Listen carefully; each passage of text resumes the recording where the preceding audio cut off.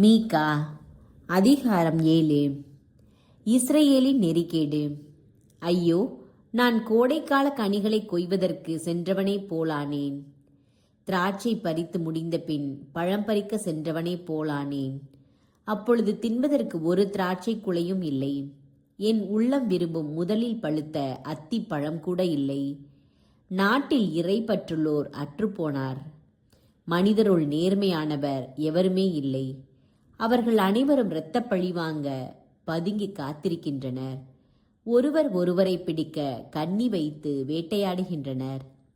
தீமை செய்வதில் அவர்கள் கை தேர்ந்தவர்கள். தலைவனும் நீதிபதியும் கையூட்டு கேட்கின்றனர். பெரிய மனிதர் தாம் விரும்பியதை வாய்விட்டு கூறுகின்றனர். இவ்வாறு நெறி தவறி நடக்கின்றனர். அவர்களுள் சிறந்தவர் முட்செடி போன்றவர். அவர்களுள் நேர்மையாளர் வேலி முள் போன்றவர். அவர்களுடைய காவலர்கள் அறிவித்த தீர்ப்பின் நாள் வந்துவிட்டது. இப்பொழுதே அவர்களுக்கு திகில். அடுத்திருப்பவன் மீது நம்பிக்கை கொள்ள வேண்டாம். தோழனிடத்திலும் நம்பிக்கை வைக்க வேண்டாம். உன் மார்பில் சாய்ந்திருக்கிற மனைவி முன்பும் உன் வாய்க்கு பூட்டு போடு. ஏனெனில் மகன் தன் தந்தையை அவமதிக்கின்றான். மகள் தன் தாய்க்கு எதிராக எழும்புகின்றாள். மருமகள் தன் மாமியாரை எதிர்க்கின்றாள்.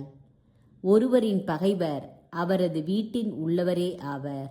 நானோ ஆண்டவரை விழிப்புடன் நோக்கி இருப்பேன். என்னை மீட்கும் என் கடவுளுக்காக காத்திருப்பேன். என் கடவுள் எனக்கு செவிசாய் தருள்வார். ஆண்டவர் அளிக்கும் விடுதலை. என் பகைவனே, என்னை குறித்து களிப்படையாதே. ஏனெனில் நான் வீழ்ச்சியுற்றாலும் எழுச்சி பெறுவேன். நான் இருளில் குடியிருந்தாலும் ஆண்டவர் எனக்கு ஒளியாயிருப்பார். நான் ஆண்டவருக்கு எதிராக பாவம் செய்தேன். ஆதலால் அவரது கடும் சினத்தை அவர் எனக்காக வழக்காடி எனக்கு நீதி வழங்கும் வரை தாங்கிக் கொள்வேன். அவர் என்னை ஒளிக்குள் கொண்டு வருவார். அவரது நீதியை நான் காண்பேன். அப்போது என்னோடு பகைமை கொண்டவர்கள் அதை காண்பார்கள்.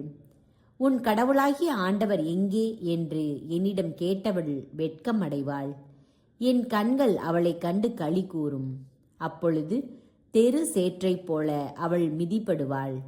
உன் மதில்களை திரும்ப கட்டும் நாள் வருகின்றது. அந்நாளில் நாட்டின் எல்லை வெகு தொலைவிற்கு விரிந்து பரவும்.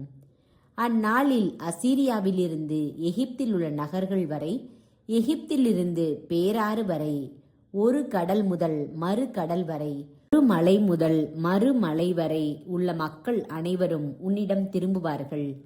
நில உலகம் அங்கு குடியிருப்போரின் செயல்களின் விளைவால் பாழடைந்து போகும்.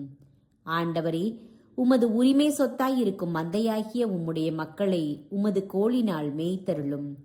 அவர்கள் கர்மேலின் நடுவே காட்டில் தனித்து வாழ்கின்றார்களே. முற்காலத்தில் நடந்தது போல அவர்கள் பாசானிலும் கிளையாதிலும் மேயட்டும். எகிப்து நாட்டிலிருந்து நீங்கள் புறப்பட்டு வந்த நாளில் நடந்தது போல நான் அவர்களுக்கு வியத்தகு செயல்களை காண்பிப்பேன்.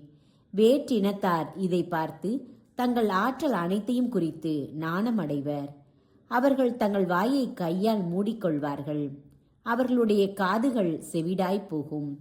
அவர்கள் பாம்பை போலவும் நிலத்தில் ஊர்வன போலவும் மண்ணை நக்குவார்கள்.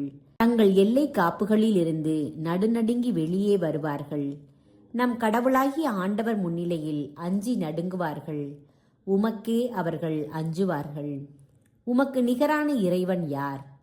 எஞ்சியிருப்போரின் குற்றத்தை பொறுத்து நீர் உமது உரிமை சொத்தில் எஞ்சியிருப்போரின் தீச்செயலை மன்னிக்கின்றீர். உமக்கு நிகரானவர் யார்? அவர் தம் சினத்தில் என்றென்றும் நிலைத்திரார். ஏனெனில் அவர் பேரன்பு கூறுவதில் விருப்பமுடையவர். அவர் நம்மீது இரக்கம் காட்டுவார். நம் தீச்செயல்களை மிதித்து போடுவார். நம் பாவங்கள் அனைத்தையும் ஆழ்கடலில் எரிந்து விடுவார். பண்டைய நாளில் எங்கள் மூதாதையருக்கு நீர் ஆணையிட்டு கூறியது போல யாக்கோபுக்கு வாக்கு பிறழாமையும் ஆபிரகாமுக்கு பேரன்பையும் காட்டியருள்வீர்.